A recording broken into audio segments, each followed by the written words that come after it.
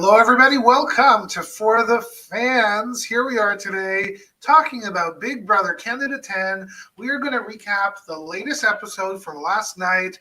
We're also going to get a little bit of a view into our live feed spoilers. So if anybody hasn't seen the show just yet or doesn't want to know what's going on, we'll tell you. We'll let you know when you need to leave. We'll let you know.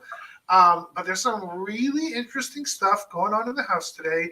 I'm Sheldon. Joining me is the legendary King Kevin. Hey, Kevin. What's up? And we have our jester, Josh. Josh is here. Woodstock, Ontario. How you doing, Josh? I'm doing well, Sheldon. As always, I thank you for having me on. Well, thank Kylie. She is the executive producer. Kylie is the boss, and Trish. So thanks to both of them. So who wants to talk Big Brother Canada? Because it was kind of a fun show last night. Listen, I've been dying to talk some BB Can. I wasn't on the Friday show. You guys did a great job with Peter. I want to talk about everything because Josh said that Kyle was going to be killing it in this game. And boy, oh boy, was he wrong. And even though his boy got the HOH, things still weren't looking great for him because him and Jace and Gino, they didn't know who to trust. And that was my favorite part about this episode, Sheldon. Watching them having a 9-2 vote, and then them all looking at each other like, did you screw me? No, did you? I mean, there's no way Marty screwed us. So it had to be JC Lynn being like, Gino didn't vote with us. And Gino like, I can't trust JC Lynn. Because obviously Marty, it was the other vote. So, right? So I love that. We're going to get there, Kevin. We're going to get there really, really soon. Let's start off with, we have this eviction. Steph goes up those stairs, and what she says is, oh, you guys don't know. There's a lot of stuff going on. Right? What? It was 9-2. Obviously, most of the people know. So even as she was leaving the house, she still didn't know what was going on in the actual house. Yeah, no. So I think, to be fair, I think that JC Lynn, Gino, and Kyle were such in shock, especially the way Arissa said it. She says, with a vote of 9-2, Josh, you are safe. Stephanie, you are going home. It was just the shock on her face. I don't think she knew what she was talking about as she was leaving. No. Yeah, I think the fact that Gino, JC Lynn, and Kyle and Steph, all four of them were so shocked that like they couldn't even trust even Kevin mentioned this earlier that the three of them don't even trust each other for a good 10 minutes straight into the episode. So it's that's how good of a blindside that was. I'm like, these people know how to keep their mouth shut when it comes down to saying certain information to the right people, but also know when to flip the vote when they want to do it or whatever the HOH wants. Listen, I need you guys to all be aware, though. You people watching BBUS, do not ruin blindsides. They are worth it.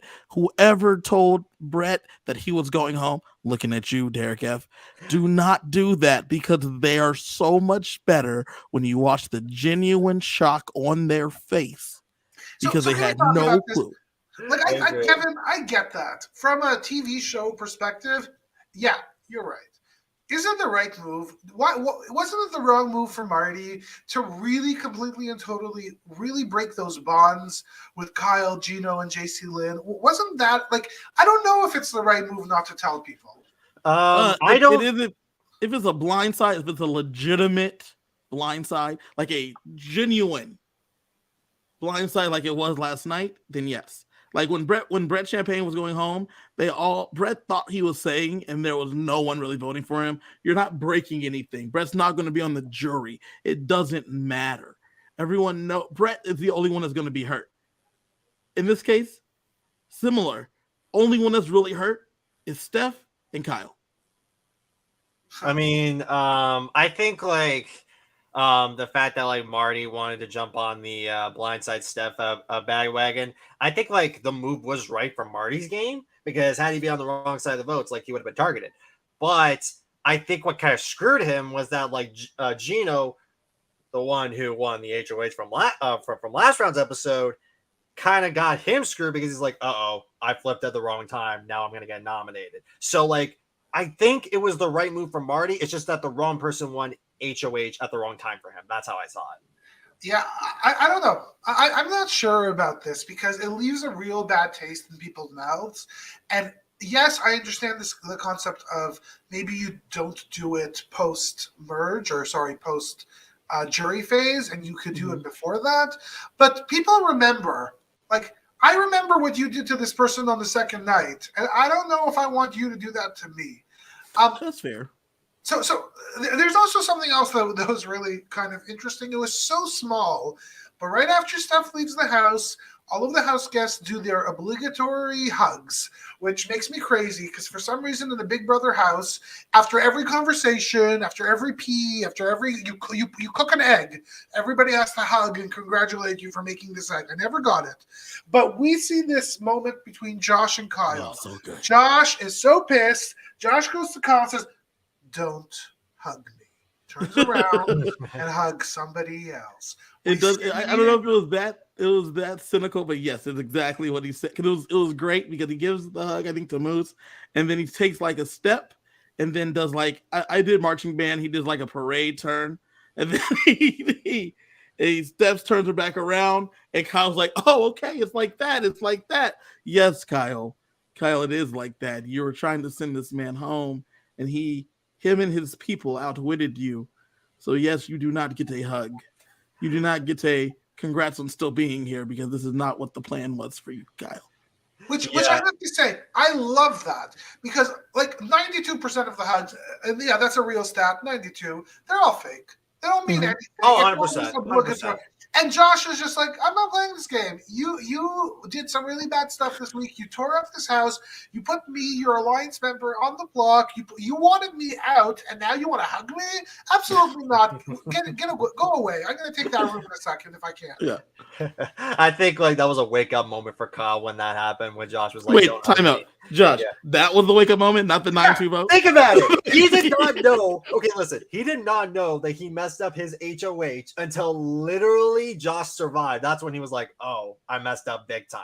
I'm like, now you realize that? Well, and I think it really goes to this idea of if you do not have self-awareness in life, in this game, you won't make it. If you don't understand what you are doing and how it impacts other people and have the ability to read other people, which I actually find from Kyle is kind of strange. He's a podcaster.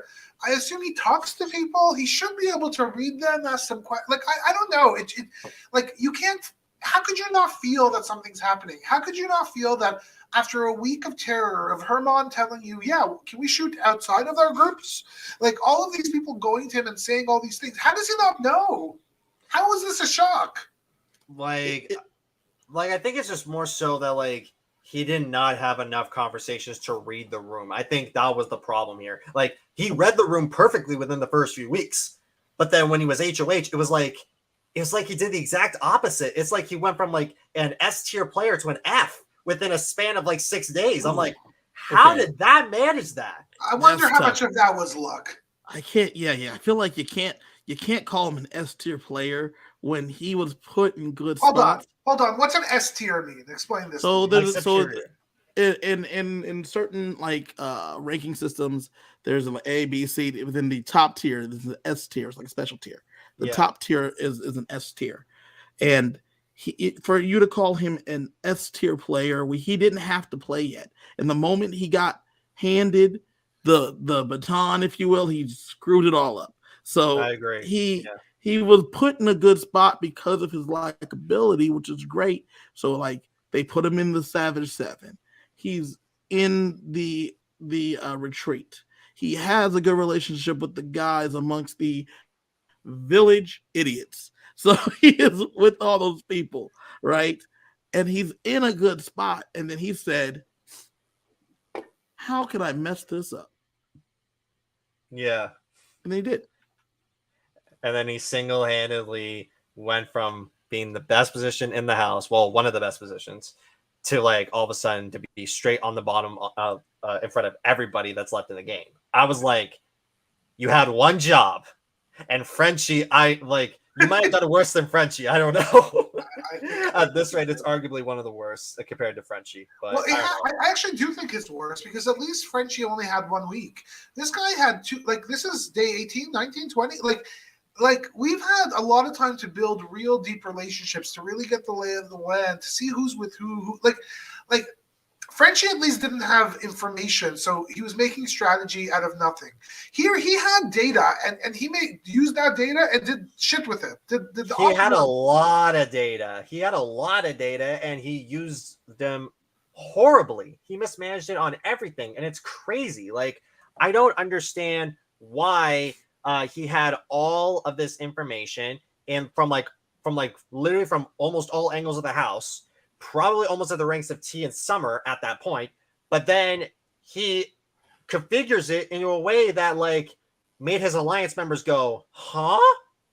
You want it? Wait, you're putting Step on the block because why? Oh, wait, she's not fully with us, but yet she said she had your back. You want to put Moose up because he's a pathological liar when you could have backdoored him, but you decided to put him out right now. You have a massive target on your back from him. And now you decided that, hey, I'm going to put Josh up because he almost won veto twice. I mean, Really? my guy, Herman said it best. He's like, this 23-year-old think he's playing us, man. Bingo. He's not playing us. He wants me to be okay with just putting up, because I mean, that's the next part right there, right? He's talking to Gino, and Herman is like, he wanted me to put up Steph. Like they cut out the part that what he originally said was they want me to put up Steph, and I'm gonna flirt mans with her, and you got me putting up my flirt mans. Have me putting up Steph. Then you want me to just be okay with you putting up Moose, and then breaking up the 7, and then you go. I mean, they showed the clip where he said, "I would rather have a strong 6 than a weak 7." Oh snaps! Let me go after another member of the 6 now. Like, so let's get into this because you know we start to see JC Lynn, Gino, and Kyle really having no clue, thinking every single one of the other are responsible. JC Lynn and Kyle have this really awkward conversation in the bathroom where Kyle's like, no, it was you. And then JC Lynn's like, yeah, it was you. And I don't try, like, oh, and they both didn't do anything wrong to each other. But JC Lynn's like, you think I'm an idiot? And then you see my favorite man, Herman, Kevin's guy, goes straight as the salesman as he is and says, you know what? I can't just be quiet. I got to go salvage my relationship with Gino. He pulls him into a room and says, listen, as Kevin just said, this man disrespected me. This man disrespected us. I had no choice. This was not a move against you, Gino. I still want to work with you. I like you. I trust you. I do not want to work against Kyle. Thoughts? Listen, when JC Lynn goes to Kyle and is like, why'd you do this to me? Why'd you leave me on an island? And she's like, I have no idea what's going on. She's like, you don't know? You didn't get your boys to do this? No, I have no idea what's going on. She's like, you expect me to believe that, Kyle? I legitimately have no idea. And then I thought Kyle had a dumb misstep here where she's like coming at him and Sheldon, he goes, think about me on my HOH. Bruh, no one's thinking about your HOH right now. JC Lynn feels like she's a fool. I would have, if I'm Kyle in that moment, in that very moment, I say, JC Lynn, I'm telling you, I had nothing to do with this. I'm just as shocked as you are. Emotional. Trust me on this. Real. This is definitely against me, not against you. The house is mad at me for sure, and I'm not sure why. And the funny thing about this is that like JC Lynn was popping off at popping off at Kyle. And then like Kyle was just like so confused, like a deer with headlights, being like, what are you talking about? And the funny thing is that like JC Lynn got mad at the wrong person when she should have been mad at Herman and Marty. See, that's the thing though. She thought that Kyle masterminded this thing. And that's why it was and that's why I'm disappointed in Kyle in that moment, because he should have recognized in that moment that she's so mad that she has to be telling the truth, right? That there's no way that she's Sheldon, you're shaking your head. She was crying and she's yelling at him about him masterminding this thing. He should have recognized in that moment that she was one of the two votes with him because she's calling. Come on, you're sounding like Josh now. What the heck is going on? Ouch! You're giving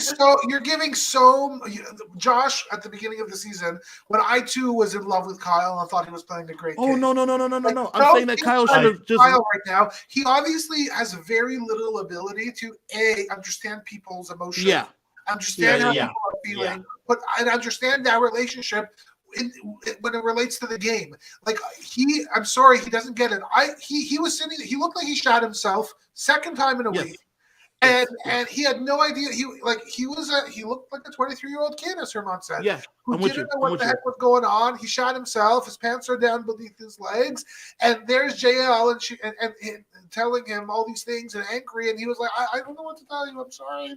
Please don't hurt me. Please don't hurt me." I'm with you because for myself that would have been proof positive. Like he needs to have some awareness because that should have been the smoking gun that at least she voted with you because that was. She's crying and she's even telling you, if I knew it was Steph, I would have did it. And it's like, so she definitely didn't know, and she definitely voted with me, and now she feels like she looks like a fool because of me.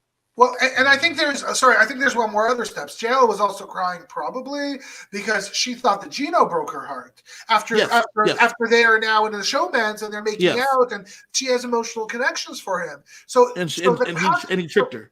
Him and his voice. The cut was deeper, right? Yeah. This was a very deep cut. And Kyle and his voice still couldn't recognize that. Yeah. So then we have this other really small scene. It was about 20 seconds, but I thought it was so interesting because I don't know if Summer made a mistake here. Summer, JL, sitting down beside each other, and JL is basically saying, I think Gino flipped. And here's what Summer says. She says nothing. She says, oh, yeah, you're probably right. I don't know. So was that a mistake by Summer? Summer knew Gino didn't flip. Summer knew exactly what happened. Was that a mistake that she didn't just fess everything up? No, I think she just wants to get the people that they knew that they are close to Kyle to turn on each other. So, which is a very valid tactic. She doesn't need to tell the truth, being like, "Oh no, Gino voted with you," because then at that point, Summer could have been like, "Oh wait, Gino and JL are still going to be going. They're still going to be tight. Might as well sever that tie for the time being until they figure that out." Because if you think about it real quickly, Summer still wants to try to rope in Gino, but Gino is working with the wrong people, and Summer knows that.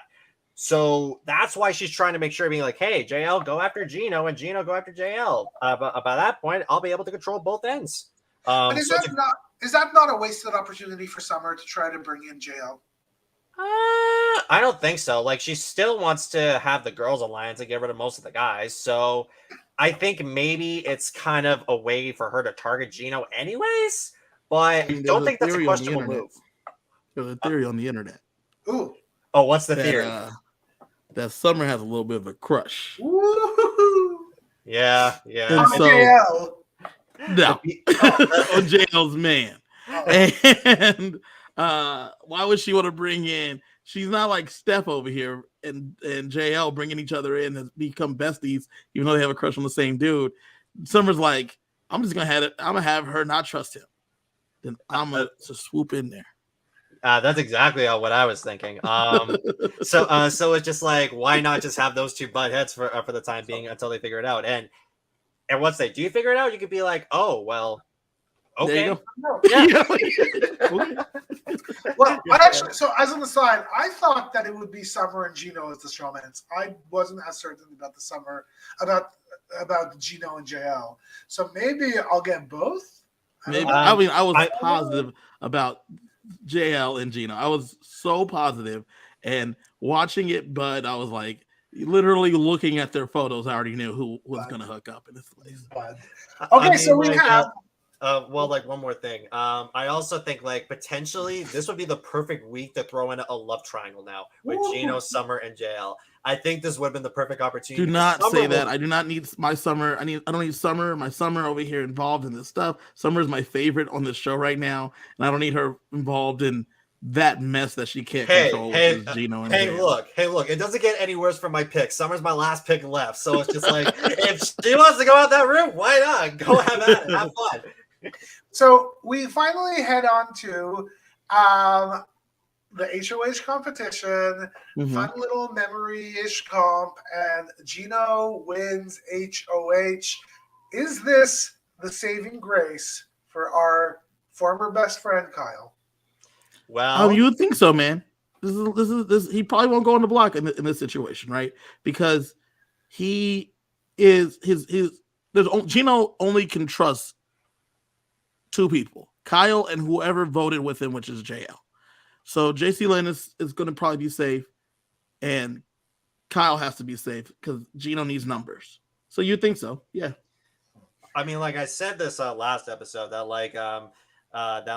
if the people that were voted in the minority win HOH, Kyle basically spared himself another week. So Kyle got lucky getting Gino for the time being. Whether Gino would not put up Kyle for this week, we're gonna have to see if he's just gonna like follow through whatever the house wants. Because right now, that is like 9 people that basically said, "Hey, screw you, Kyle. I'm not siding with you." So that's a majority. So if Gino wants to take the easy route, hey, toss out Kyle. But I think Gino realizes that after the week went down, he has to reevaluate everything. And I think him winning HOH can just be the perfect recovery move for him to get himself in good graces with some people. So we are continuing on here with trying to figure out who were that two, and we see this interesting scene between Gino and Herman, where Herman sort of deduces that the two were JL and Gino, and who voted with Kyle, I guess, and did what Kyle wanted, and you sort of see this sense of, oh my God, she didn't fuck me, she didn't screw me over on Gino's face. And then we see huge relief, and I get that. Like, and like it was real in that moment because it wasn't just a game. It was, I really like her. I hope she doesn't hurt me.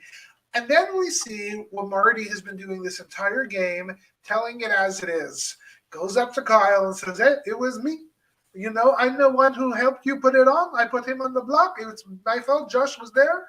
But, you know, I was not part of everybody. And I made sure that Josh stayed. Okay? What do you think about that move?" Hated this move. Marty. Hated this move. Marty is probably my least favorite player this season. Marty, okay, here's the thing. Marty is smart, but he's so loose-lipped on a lot of information. It's not loose lips. No, Josh, that wasn't loose lips. He volunteered the information because he was his honesty. He's like, for someone that's a super fan, for you to be like, I need to tell the truth all the time because I feel bad. Like, I mean, so Taryn from Rob Had the Podcast said it best. If you're worried about your reputation, don't go on this show. It's that simple. And so for Marty, he's got kids at home. Like, I know. I get it. I get it. But he made a move, and it was a good move. But then for him to say, I deserve. I mean, the fast forward a little bit, he talks to Gino and says, "If I'm you, I put me on the block because what I did to you was not okay." Like that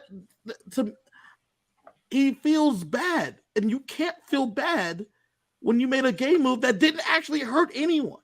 You didn't screw over Gino. You didn't really screw over Gino. That's who you're close to. You were against Kyle. You screwed over Kyle. So for you to have not voted with Gino and then now feel so bad about it that you feel like you need to go let Kyle know, crazy. I mean, like, I think Marty got his emotions played out. That kind of like put himself to make some messy plays here. Him like being a little too upfront and honest about what he was doing. Like, he really should have not said anything because by that point it could have been a little more speculating. And then if they want to ask Marty, being like, "Hey, who'd you vote for?" Then at that point you could be honest. But you don't need to voluntarily give information if you felt like someone who won HOH was in the minority. Now, then all of a sudden you choose to do it. It doesn't quite add up, in my opinion. So what's the rationale? They know he didn't vote with them. So what do you say? Nothing? Nothing. No, they knew. Not yet. Kyle thought it was JL and Marty. Yeah, but Gino thought it was him and Herman Marty. already deduced and told Gino that it was that JL and Gino were the two votes. So at some point they would have figured it out. I don't know. I don't actually agree with it because I'm not sure there was another move for Marty to make. I think honesty sometimes is the best policy. And yes, it put him up as a threat, but he also just solidified a 9-person alliance of some type, or a 9-person group of people that are against one human in the house. So he has some backing. I don't think so. I think like had Herman not said it was JL that voted Josh to go, I think Marty would have easily not said anything. But because he voluntarily did, it's like, well, cat's out of the bag anyway. So you might as well could have just left that quiet, because Herman could have lied and said, yeah, you know what? I know it's Marty and I know it was you. Like he could have just lied there too, but that's up to his knowledge. I don't know. I don't know if it's going to work, but there's something pretty amazing if you get to the end to be able to say, I got to the end, I made moves, and I never lied. Like that's something that's a huge selling point. I don't know. I mean, it depends on the jury, in my opinion. I'm because, never just gonna vote for someone because they never lied. Yeah, I agree. I think it's just more so like you have to like see how good of a game that they played. You can't play an honest and upfront game, but you can still tell a few white lies here and there, because the white lies can be differentiated for you to tell the truth, but not all of the truth for that matter. You can even twist some of the facts, but Marty telling the straight up truth, like right there, being like, yeah, I did this, like it gave me huge question marks on him. And I'm just like, he's gonna get himself like evicted like in like within the next 2 weeks if he keeps this up. Like, I wouldn't trust him if he keeps doing that. Like, oh, you didn't tell me this first? Why'd you do that now? Yeah. Well, we then go into seeing Gino's HOH room, where he gets pictures of his little dog, El Chapito. He sees his mom, he sees his dad, he sees his family, and most importantly, Tanisha gets to make fun of him because he has a nightlight. So have you guys loved to see Tanisha start bringing it in the diary room sessions? T is killing it, man. Listen, T and Summer are... running it. Do you think they're running the game strategically, or it's they're there for entertainment? Because I actually think both are true. Both are true. Yeah, both are true. Yeah, like I think Summer's more on the entertainment side, but Tanisha's more on the strategic side. That's just they're hand in hand. They're hand in hand. They are Tiffany and Hannah. They're working hand in hand together, getting this done. I mean, Hannah was quieter though. These two, none of them. You see what I mean? Yeah. True. Yeah. True. I mean, Summer is just giving and keeps giving, and T is working out the strategy on what things need to be done. T's a little bit older, just like Tiffany, but they work hand in hand. They are ride or die, side by side, and I love it. I love that. After a really stressful week during Kyle's reign, it's time for a pizza party. Get out that pizza, get out that beer, and you know what happens next?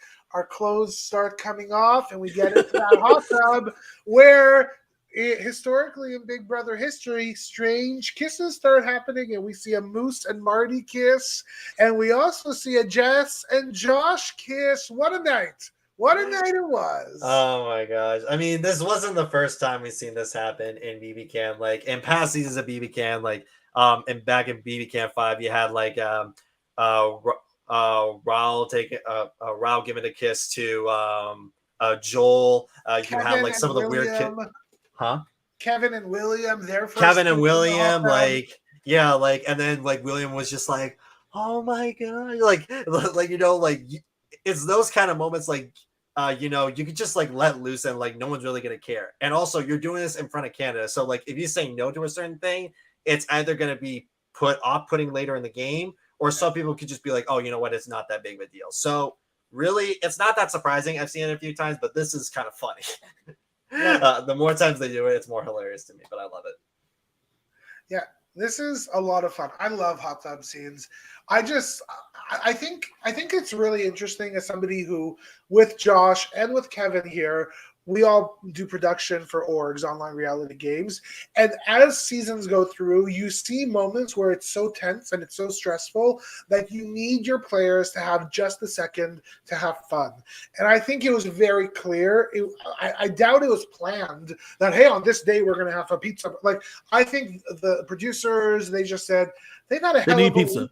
They need pizza. They need alcohol. They need pizza. Yeah. They need to go have a party, and it's going to be a fun, 3-minute clip on TV. But also, they need it for their mental health because it's been tense. Yeah, like I think they deserve a pizza party after the events from last week because it was a lot for them, like emotionally for Steph, Moose, and then like. Even for Kyle. It was emotional for all of them because Kyle made it very clear that I don't care who I'm working with. Any of you could be going up. Like the whole time. You know who's safe? People I'm not working with. Y'all the safe ones tonight. Betty, who I barely know, you get to stay. Jess, who I've already stated I don't like, you also get to stay. But Moose, who I went to school with, get on the block. And also, how does Moose go from being on the block to being like kind of forgotten again? From he's a big threat to everybody loves me, I'm gonna have a party and just Moose and still playing this game. What a good game player. I think like the focus is so much on Kyle that people forgotten about Moose. Love it. No, they were never on Moose. Only Kyle was on Moose. Oof. Don't ride. That's what I'm saying. That's what I'm saying. Like people are so focused on Kyle, they're not really focusing on Moose anymore. They're only focusing on Moose because of. No, Kyle. You're missing it. They were never focused on Moose. But here's the thing. I don't want to relitigate. You get what I'm saying, Josh? Like only Kyle wanted Moose gone. But I don't listen, and I actually think his gut was right.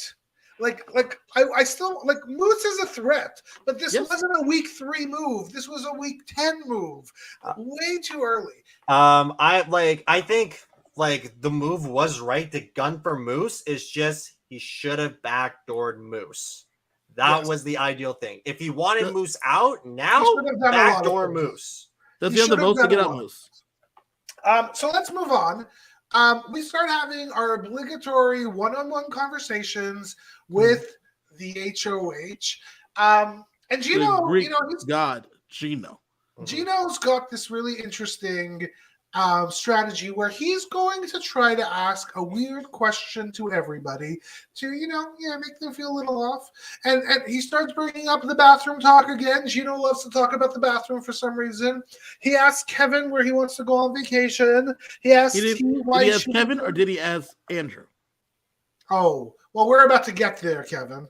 Other Kevin, real Kevin, my Kevin, Kevin I love. So we start seeing these really interesting conversations and weird questioning, but you see 2 main conversations that I think we should focus on. Conversation with number 1 was him and Summer, where Summer uses this really interesting argument. She says, I know you're working with Kyle, but I think you should put Kyle up. Why? Because I can't come to tell you any information because you are going to go spill it to Kyle, and that's the dude that I don't trust. Wow. Is that not brilliant? I think if she said that to the wrong person, besides Gino, her and T would have gone up on the block. That would have been like a warning sign, being like, uh-oh. I disagree. If I went to Sheldon and said, Sheldon, I love you so much, but I cannot. I mean, we played an org together, and that's what I told Sheldon. I said, I don't trust Sarah, and I know you're with Sarah. And I love you, Sheldon, but I can't tell you stuff because I don't want Sarah to know. Because I know that you'll tell Sarah. So I couldn't tell him the things that we were already doing. Now, mind you, other people were telling him, but in our conversations, that's Sheldon knows. That's what I told him. I said, I can't tell you because I can't have Sarah knowing my plan. And so I can't tell you the plan. That didn't make me more of a target for Sheldon because I was told him that our relationship is good. That's not a problem. It's your relationship with someone else. It doesn't mean I'm targeting you either. It means I want the other person gone. Oh no, like I'm not disregarding that fact. I'm just saying that like if it wasn't Gino or if it would have been somebody else, they probably would have taken that as potentially like I would not want to have Summer thinking that for me, I would probably have to put her and T on the block to make sure that Summer goes because to them, like I see that more as a Herman Jess situation in that aspect. If that wasn't Gino, if that was more like Herman, then I'd be like, oh, wait, I don't like how she's saying that to me. I'm going to toss her on the block, kind of like her with Jess. That's just how I view it. So it's a good argument for Summer to put it up for Gino. But if it was for somebody else, I wouldn't have said that. Well, so I agree with Kevin a lot. However, I could imagine being in the HOH's seat and sitting there hearing that argument from Summer and saying, holy crap, she's smart. Holy crap, she's dangerous. Holy crap, I need to pull a Kyle and get her out. You see what I'm saying? I need to go after someone that's definitely just told me they're not going to be coming for me. Well, exactly. Like, but that's the difficulty in this game, because you have to figure out how to align with people that you could trust. Even though at times you know they're going to be dangerous, they might be smarter than you, they might be more strategically apt than you, and that's the balancing act. It's a hard game, but I personally thought that was a genius move by Summer. And the truth is, even if it doesn't mean that Kyle goes on the block now, there's a little bit of a nugget in the back of Gino's mind that says maybe at some point, maybe not this round, maybe not next round, but you have to understand, if you want me to work with you, and I want to work with you, you're going to have to cut him, because he screwed up a lot of things. We then see Kevin getting naked, because who wouldn't want to do that? And why is he getting naked? And why do we have to see him in his underwear? Let me tell you why. Because he needs to put on a suit. Because Gino can't meet with Kevin. Because Kevin needs to be serious. And we got to get Andrew in. Andrew Gross, lawyer. Andrew Gross comes into that room and says, I just, I don't want to see Summer and T go up. I start saying, maybe we should put up Jess. I would never be able to put them up. Well, never be able Andrew to do this. comes in the room and says, Andrew. hi, I'm Kevin's representation. Yes. Kevin is no longer going to be able to speak to you, Gino. Andrew's here. So here's the interesting thing. He goes in and he's like, I want to have fun. I want to make Gino laugh. I kind of do want to put a few nuggets in there so that he knows what I'm thinking, what I'm doing. But I want to have a blast. I thought this was genius. And this is the evolution of Kevin from being sad, mopey, annoying, somebody nobody wants to play with, nobody wants to talk to this actor who's playing dress up with everybody and having a gay old time. I love it. Yeah, like I think Kevin is starting to grow on me a little bit. Like I thought he was done within the first couple of weeks, but he potentially could go very far with the way that he's setting himself up for the next few weeks. Because for two things. One, he started to get rid of the downplaying, mopey, I have no idea how to play the game, to actually going in and start playing the game. He actually finally dropped the act, and that's what I like. He actually realized he needed to change something up, and it's working for him. He read the room with Gino a little bit, decided to be a little bit more comical, decided to hey, throw in a couple of jokes and maybe see if he can win him over. I think he won him over for that. Potentially he can use Gino for the next few weeks in the game. I think Kevin is slowly winning people over. He's slowly winning Betty over, which we're going to talk about that later. He's slowly winning T over, slowly winning Gino and JL. It's looking very good for him right now. I'm giving hats off to him. Is Kevin playing the perfect middle game right now? He's starting to. He was at the bottom, but he's starting to. Huh? It's extremely hard to say that because you guys were right. Most of the time, this kind of game doesn't have time. It's a very, very, very long game. Yeah. And it takes about 21 days to bloom, right? It takes time to really blossom. So if you're going to be those people are probably usually gone in the first couple weeks.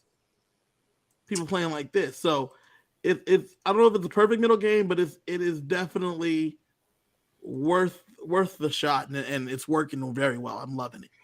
So it's a middle game. Yeah, we'll give him that. It's currently a middle game right now. That's slowly working for him. Currently. Well, here's the thing: who's thinking about anything? Who's thinking about Kevin right now?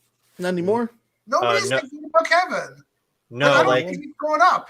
Yeah, like I think like if Kyle didn't do the mess that he did last week, Kevin would have had a bigger target on his back. But now because everyone's so focused on Kyle, they're forgetting about Kevin, they're forgetting about Betty, they're forgetting about other people, and it's just crazy. It's dumb. It's so dumb. Like your boy Kyle Moore is so dumb because in know. reality, you should have just did an easy. He's getting the biggest L from me. The biggest move is just do the easy move, right? You put up Kevin and Jess. If one of them comes down, you put up Betty. You lose Bingo. nothing. And Bingo. don't forget, folks, the Marty flip, that was Kevin's move. That what happened last week was Kevin. Yeah, right? yeah. Bringing that. I'll give him that. line, Yeah, like that was Marty. That was Kevin's move. So it's time for Wendy's.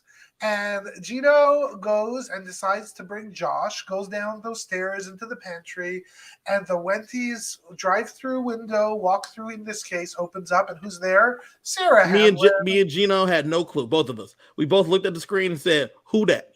And then, Kevin, do you know who that is now? Who's Sarah Hamlin? No, still Sarah is season 3 BB Can winner. And you notice me nor Gino knew who she was. Okay, because like you notice that the past few weeks you had Jillian showed up, winner of BB Can 1. You had John Party showed up for BB Can 2 as the winner, and now you have Sarah for season 3. It could show the Phil brothers, the Nick and Phil brothers for season 4 for next week potentially, because that's the pattern where it's at. Oops, the Pax Bros. The Pax Bros. I knew that. Yeah. So this is a really interesting scene. Interesting choice for Gino to bring up Josh, somebody who he voted against. Mm-hmm. And you see them having these conversations about the game, conversing about personal stuff. And, although arguably very different people, a firefighter from Montreal who lives in Ottawa, straight, Greek, doctor from one of the First Nations, who down in BC, out on the West Coast, very different people, really starting to realize, well, they're actually kind of similar and they got things in common. And even physically, if you look at them, they're two big guys. Yep. Yeah, I love that they connected. Yeah. They definitely I think for Gino it was a smart choice to pick Josh because he voted against him, but also a good way to repair the relationship and share a bonding moment with the two of them. And just a little bit of a fun side note, Kevin, for the first time in 4 weeks, none of them ordered a spicy chicken sandwich. Oh my God. This is what I'm here for. This is why I want to, when Josh looked, first off, when Gino's like, obviously switched the fries up for Putin, I was like, that's a Sheldon move right there. And then the second thing, this is my favorite part. Josh looks and says, "Oh, give me that Dave's double." Oh no, we're getting beef. We're getting beef, baby. We're getting beef. I'm sorry. I think you heard it here, folks. The BB executive producers, they're listening to this podcast, and they're saying we need some beef. Get out of the chicken. It's like we're seeing the chicken sandwich 3 times. We're running short. Switch to a burger, please. And then we couldn't imagine this happening last week after the biggest fight we've seen in the season between Betty and Kevin. Here we see the friendship starting to grow. Betty and Kevin having this really deep emotional moment. Betty says she's missing home. Kevin is growing on him, on her, Betty's saying. And holy crap, you see Betty say something. I heard Marty say that he thinks you'd be a good father. And Kevin starts tearing up. They have this emotional moment. And Betty discloses about her father who was in the hospital and how she was living at home and had to move back and move out. And like, you see this real human connection. Again, just like that scene with that moment with Josh and Gino. And we start to see how in this game, it's not just a game. People are actually living with each other. They're getting to know each other as human beings.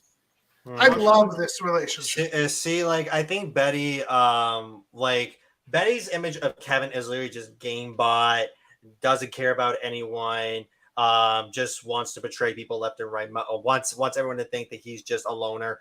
But when Betty sees Kevin differently and shows that like the emotional aspect to Kevin, her tune changed. And you see that in the diary room. So it's like, if you have a perception of someone else, you got to find a way to change it so that way they don't gun for you, because if they do, it's not going to look good. With this moment right here, could potentially would Betty not gun for Kevin anymore? I don't know, maybe. But And it's she those. even says last week, yeah, I am going for you now. And now they're best Yeah, friends. like I do hate you. Like it's I don't moments know- I like don't that know that if makes they're it best think. friends. That's a stretch. I don't know if they're best friends, but they I have a think they're best mutual. Friendly. They're friendly, and I love that. I thought that was great. And she said Kevin's growing on her because that's what happens with this kind of thing, right? Is that they grow like they're there for a while and they start to grow on you. Yeah. So I we fully see agree with that. Gino and Marty get together, and in true Marty styles, Gino says to him, I'm putting you on the block. They have this great conversation. It's actually extremely honest with one another and very respectful. And Gino says, listen, I do not know what to do, but I will put you on the block. And he says, yes, I understand. It's great. By the way, the more time Gino spends with Marty, the more his French accent comes out. Who? Gino. Oh, Jax, right. I think like the interesting thing about it is that like you could tell the relationship with Marty and Gino is a lot more stronger than the edit is being shown. You could tell that like they really do care like about each other, but you could tell that Gino was hurt by Marty flipping. I think Marty showing off his vulnerable side to Gino from that point did kind of sever the tie, but that conversation needed to be had to make sure that they're both in good graces. Now Marty wins veto and they both reunite. Okay, it's possible now. But obviously, I think if Gino were to play it smart, he would put up like two people that kind of did him dirty because it's not fully on Marty. Yes, Marty did flip, but it wasn't fully on him. Yeah. Well, we start seeing what ends up being getting very close to our nominations. And we see Gino having a conversation with Kyle and then JC Lynn enter. And Gino lays it out. I'm putting up Marty, and I think I'm putting up Tanisha as my second. Okay? Kyle leaves the room, and we start to see who really stays in Gino's mind. And JL says to Gino, I think if you put up Tanisha, that's going to be really, really messy. I don't think we should do that. And she's right, because they don't have the votes to get rid of T. Like, unless you put T and Summer on the block, maybe, but no one's going to gun for T. Everybody loves T. And a few seconds later, nomination ceremony, who's on the block? Well, we see Marty and we see Jess. So obviously what JL said to Gino worked. And I think it says a lot about Gino's relationship with JL and Gino's relationship with Kyle. Yeah, like I think that also proves in that moment that JL basically has Gino in her back pocket. So it's just like no matter like what happens, JL could be like, hey Gino, you might want to do this. So technically Gino's HOH is also JL's HOH. No, it's not. They're not the same. They're not. She is definitely advising him, but it is not. Okay, fair. It is. He presented the options and she helped pick one. Well, I don't know. Like, look, listen, the three of them are obviously really close because they don't really have anybody else at this point. Correct. Right? So whether they like each other, they don't like each other, I actually think they do like each other. They don't really have a choice but to work with one another. But I do think it's really important to sort of see that, I think it's kind of impossible that Gino puts up JL this week ever. I don't think it's impossible that Gino puts up Kyle this week. Right? So between the two of them, there's certainly a significant hierarchy.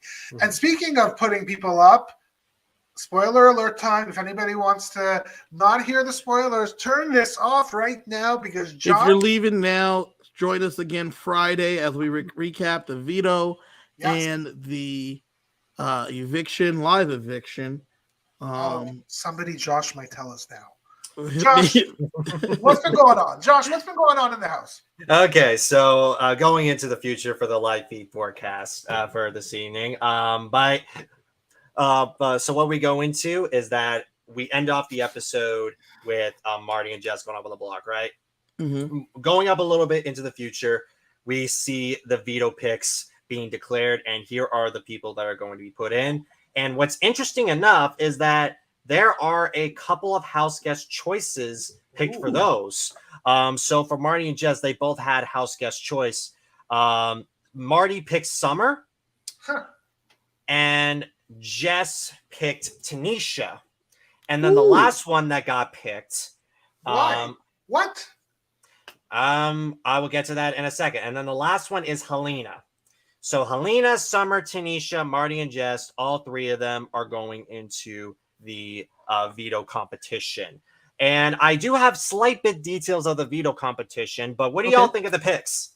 So I thought it was interesting that you said that Marty chose Summer and Jess chose T. I see that Jess choosing T. I think they have a very secret relationship that they're working on there that I could see working out. But the Marty with the Summer pick, I thought Marty would have picked someone like Kevin to help take him down.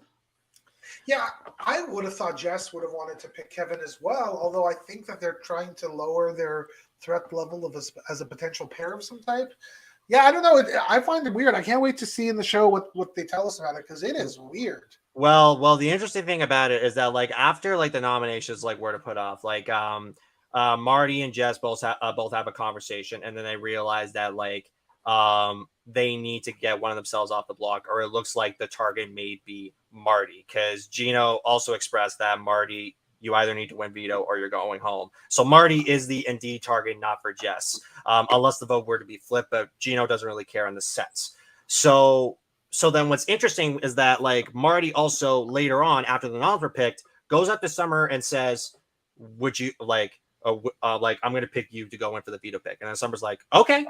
Like Summer's not really like expecting it, but Marty's picking Summer. I'm like, you would have had a better odd with either Kevin, or you probably would have had better odds with like maybe JL or someone. No, wait, sorry, not JL. That's a bad choice. You could have picked someone else, but Summer, I don't know. That was an interesting choice. For Jess with Tanisha, I have no clue. What? Huh. Who wins veto? So are we gonna have four-peat? So you, ironically, for the first time in 4 weeks, the veto was won by, drumroll please, Marty won the POV. Oh, so once again, another nominee won the veto? That is correct. Marty won the veto. And what's interesting is that the competition, we actually had a little bit of a sneak peek. There was actually some tasks that they had to do. So either this competition was like the prize veto, or something that is just like, that's like an endurance comp that eventually the first one that gets eliminated gets to choose a prize. You know, like I think it's maybe one of those comps, because that's the only thing that I could really think of for Marty to win veto, which is possible. So we go into a little bit of the future. Once again, JL gets into Gino's ear as well as Summer. And what's interesting here, I never thought this was going to happen. And even Sheldon says that potentially Kyle might not go up. Well, let's just say here, I eventually got screwed up again, because Gino comes up to Kyle and says, you're going on the block. Wow. And next thing you know, Kyle went up on the block as the replacement nom. And now going into the eviction, we might get our first unanimous eviction with Kyle going home. Wow. So Kyle's on the block. Kyle's on the block. Everyone is thinking about voting him off. And what's interesting, as the live feeds are going, they're all basically listing whatever Kyle's lies they're throwing at his face, because they are aware that Summer and T, their names are being thrown out, as well as Betty's. And none of them are believing him because they already burned him. So it doesn't matter what Kyle's trying to do at that point. He's already done. And most of it is just like smoke screens. So everybody is just like, okay, well, Kyle is just going to spew up whatever he wants to say, so he could potentially go home. So we could have ourselves our first unanimous eviction. Wow. Thoughts, folks? Well, it's interesting because I feel like Gino didn't have any other move at this point, right? You're trying to rebuild relationships in the house, and from what you've understood, if anyone is going to be putting you up, they're going to be putting you up next to Kyle. Last thing you need is for Kyle to win the veto, and then now Gino's sitting up there by himself, maybe next to JL, which is the thing he doesn't want to happen. So if that's the case, Kyle, like you've made the bed that we've all had to try to swim through, and so you're gonna have to lay in it. Yeah, I kind of agree with Kevin here, because it's just like for Kyle's case, it didn't matter who won HOH. He was 100% going to be put up on the block, either by either outright or backdoor plan. And like, to be honest, I didn't think Gino had a backdoor option until like Summer and JL like brought it up to him. So I think like he actually like, and what's even more ironic is that like, even though Summer and Gino aren't really on the same page in terms of alliances, they still have a really close they have a really close relationship that Summer may have influence on Gino. So this may be Summer's move, but this also could be JL's move, because they both told him to put Kyle up, because they both realize that they don't want to piss off the house anymore, and they want to rebrand some relationships, which is kind of what the episode is about. Is Gino's trying to replenish his relationships, so going into next week, he's good. Listen, this was a sucky week for Gino, because this 100%. This had to be week 1 for Gino again, when everybody else was in week 3. And truth be told, it had nothing to do with him. It wasn't his fault. And so the only way he could actually tell people, listen, look at me. I don't associate myself with the lunacy that happened last week. I need to try to salvage something with Josh. I need to try to salvage something with Summer. I need to try to salvage something with Tanisha. I have to get rid of him. Yes, it's a number that would certainly be for me, but the likelihood of me and Kyle going back to back HOHs this entire season is minimal. And unless I actually get rid of him, there's no way that I'm going to be here longer. That much longer after he leaves. So it's the only move he has. I feel bad for Kyle, in truth, because this is his best friend in the house actually putting him up, but it's the right move for Gino. Yeah, and the thing is that most of the live feed stuff is just really just recap of like Kyle's reign from last week, and which is why like a lot of the stuff on the live feeds is just mostly covers on that. But if you really want to know other aspects about it, it seems by the looks of things that like here's like a bunch of like fun moments that like once the competition ends, there has been a bunch of phone calls. What? There has been a handcuffs with Summer. Everyone's on slop. What? Everyone's on slop. Everyone's on slop, and as well as Summer There's some kind of Gino. punishment where Gino and Summer were handcuffed together. Yeah, sounds like the opposite of punishment. That's exactly. Summer is loving every minute of it. I think Gino is secretly too. I saw the Smash clip on Twitter, and JL asked Gino, "Did you miss me?" And then they smashed all the clips of them walking around, them holding hands, Summer and Gino holding hands, them giving a long hug in the storage room. Then it cuts back and to Gino and JL sitting on the couch, and Gino goes, "Meh." Well, I think we're going to have a lot to recap on our Friday episode, because it sounds like there's been a lot of stuff Big Brother has been doing this week outside of what seems to be, I hope at least to be, the demise of Kyle, and what a week it will be. Thank you, Kevin. Thank you, Josh, for joining. Kevin, what's on your mind? Anything to plug? Yeah, man. So definitely check out the Decom After Dark podcast. It is Luck of the Irish. Luck of the Irish. Check that out. Also, make sure you're back on tomorrow. Yes. Not tomorrow. I lied. Thursday, as we recap the 3rd episode of Survivor 42. And what a season! What a season it's been so far. If y'all have not watched Survivor yet, check it out. Check out that podcast. There's some really interesting insight in there. Check it out. Sorry, Kevin. Last week we had Sheldon on the show, so check out last week's episode. And then this week, I don't know who's going to be on the show. Talk to Kylie. I'm just there. I'm just there, so I'm told to be there, so I show up. So make sure you check that out Thursday at 8:00 right here on For the Fans. Check that out. What about you, Josh? All right, so we're getting close to the deadline. Survivor. When we get in Pandemic Season 6? When's it gonna be out, Josh? It's gonna be coming out next week. What? Yes, it's gonna be coming out next week. The first episode will be dropping in. We're gonna throw in some Meet Me videos that are gonna be coming in very, very soon. We're gonna be throwing in the official intro of the season. And as well as the first episode should be coming in by the end of the month, maybe around early April, but we're right near that deadline. Season 6, stay tuned. If you haven't really followed the YouTube channel, I will drop the link right in there where you all can see it. And stay tuned Pandemic. for the first episode coming in. What's the name of the channel? Pandemic Orcs. Just Survivor Pandemic. It's just the name. Search right Survivor Pandemic on YouTube. Check it out. Watch the episodes. If you go back to season 4, you'll see Sheldon. Ooh. You'll see me in glimpses. I'm playing the best game there, but I'm like just not on screen. Check that out. Season 4. But he loses. So do you, sucker. So do you. He's playing Spoiler the best alert. game, but he loses, and so do I.